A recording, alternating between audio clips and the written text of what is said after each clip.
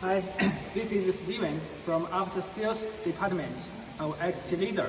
So I'm in charge of the team management of the service department. So I will introduce our team for you. So you can see this is our office. It's a big office. So we have two teams. One is our online customer service department, and another one is the field customer service department. So this area is the online customer service department. So we have more than 20 engineers in our team. So we can see they are working.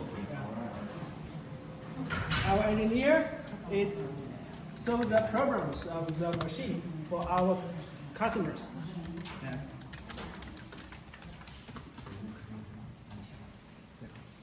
They are hard working for everything.